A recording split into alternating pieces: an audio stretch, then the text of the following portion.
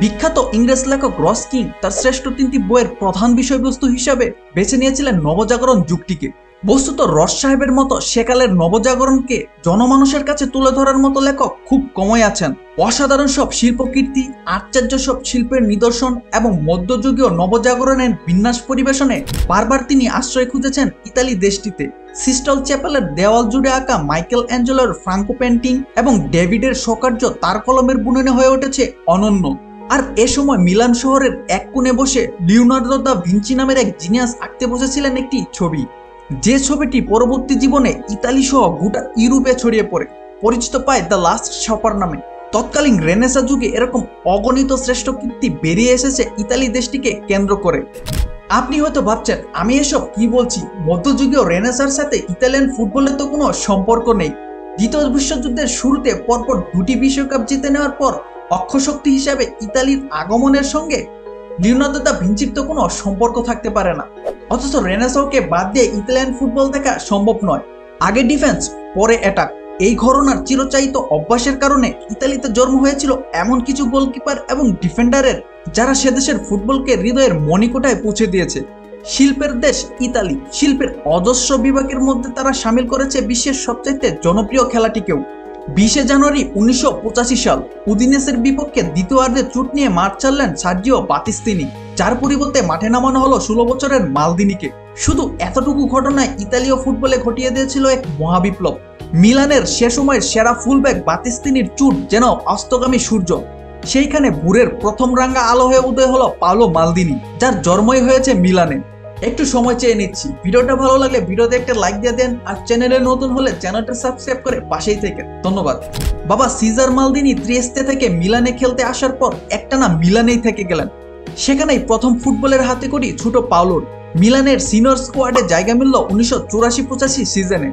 আর Milan দলে তার জায়গা হয়েছিল লিজেন্ডারি কোচ নিলস লেইটহুমের হাত ধরে।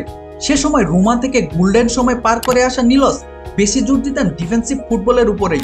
স্কিলফুল এবং ইন্ডিভিজুয়াল ব্রিলিয়ান্সির উপর ভর করে সেই বিখ্যাত 4-1-2-1-2 ফরমেশনে দল সাজাতেন, যেখানে ফুলব্যাক হিসেবে দুর্দান্ত পারফরমেন্স করা বাতিস্তুনির উদিনেসের ম্যাচে চোট এক কথায় সোনার দরজা খুলে দেয় পাওলো মালদিনির জন্য।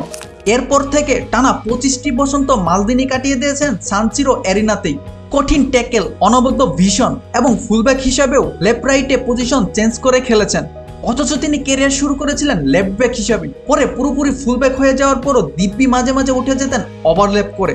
2005-6 চ্যাম্পিয়ন্স লিগের ফাইনালের প্রথম গোলটার কথা মনে আছে, যেখানে লিভারপুলের বিপক্ষে প্রথম গোলটা এসেছিল এই মালদিনির হেডেই। তাকে এই বাদিক ধরে আক্রমণে উঠে আসার সুযোগ করে দিয়েছিলেন পরবর্তীতে মিলানের কোচ হয়ে আসা বিখ্যাত টেকনিশিয়ান আরিগো সাচ্চি। সাচ্চির দল মূলত 4-4-2 ফরমেশনে খেলতো। আরিগো সাচ্চি একদিকে যেমন ট্র্যাডিশনাল ইতালীয় ডিফেন্সকে গুরুত্ব দিতেন, তেমনি মাঝমাঠে বেশি বল হোল্ড না করে দ্রুত পাস খেলে আক্রমণে জোর দিতেন। মিডফিল্ড থেকে অপোনেন্টের হাফব্যাকের দিকেও প্রেসিং করার উপর জোর দিতেন। ফলে মিলান যখন আক্রমণের সুযোগ পেত, তখন বাদিক থেকে বল নিয়ে ওভারল্যাপ করে দ্রুত উপরে উঠে আসার সুযোগ পেতেন মালদিনি। লেফট ব্যাক থাকাকালীন বাদিকে মালদিনির এই ক্রমাগত ওঠানামা মিলানের আক্রমণের ভাগে অনেক বেশি সাহায্য করত। ফলে রুডগুলিক, মার্ক বান বাস্তেন, রবার্তো দেনাদুনি প্রচুর গোল করার সুযোগ পেতেন। এ সময় champions league, Scudetto, Copa Italia সহ আরও অনেক ট্রফি ঢুকলো রুজোনারিদের ট্রফি রুমে।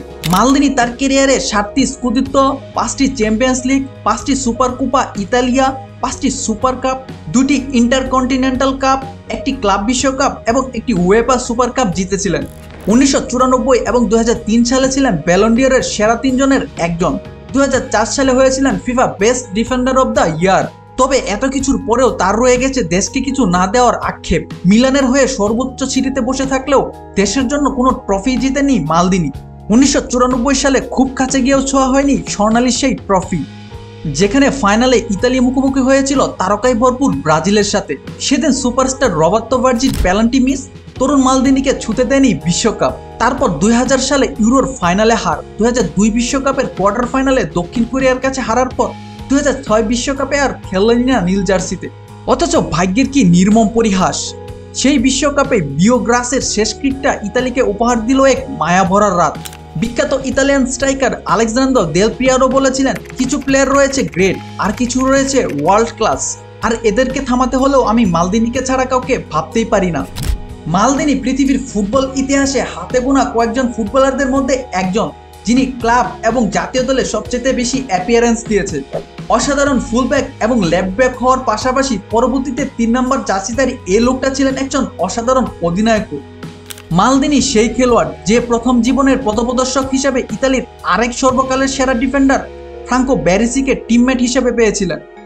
পরবর্তীতে সে জায়গায় খেলতে এসেছিলেন আরেক ইতালীয় ফুটবলের কর্ণ আলেকজান্ডার নেস্টা।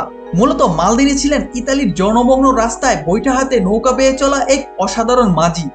ইতালির ফুটবলকে, ইতালীয় ডিফেন্সকে একইভাবে একই ফর্মে একাধারে নেতৃত্ব দিয়ে যাওয়া এই ক্যাপ্টেনের কাছে আটকে গেছেন Ronaldo Nazario, Figo, Zidane, Michael when, Beckham, বাতিস্তুতা এবং শেষ বয়সে ক্রিস্টিয়ানো রোনালদোর মতো বহু তরুণ স্ট্রাইকার। মালদিনির ডিফেন্সিভ ফুটবল ইতালিকে দেখিয়েছিল এক নতুন ভোর। সান লরেঞ্জোর আর্কিটেকচার, লিওনার্দো দা লাস্ট শোপারের মতো শিল্পকলার শহরে এক ফিনিক্স পাখির মতো গোটা জীবনটাই উৎসর্গ করে দিলেন সে শহরের একটা ফুটবল ক্লাবকে। এ বিষয়ে ফ্রাঙ্কো বারোসি বলেছিলেন, ও যখন প্রথম খেলতে এসেছিল তখন ওকে সেভাবে শেখানোর কিছু ছিল না, ও তখন অলরেডি স্টার। ছোটবেলায় ইউভেন্টাসের ভক্ত ছিলেন মালদিনি, হতে চেয়েছিলেন স্ট্রাইকার, কিন্তু হয়ে গিয়েছেন ডিফেন্ডার, ঠিক বাবা এবং দাদুর মতোই। ইউভেন্টাসের বক্তব্য শুনে তার বাবা হেসে বলেছিলেন, পাওলোরা মিলানের জন্যই নিবেদিত প্রাণ। মালদিনি সান সিরোর সবুজ ঘাসে পা রেখেছিলেন শুধু ফুটবল খেলবেন বলে, কিন্তু অবসরের দোরগোড়ায় হয়ে উঠেছিলেন ইতালিয়ান ফুটবলের এক বিপ্লবী।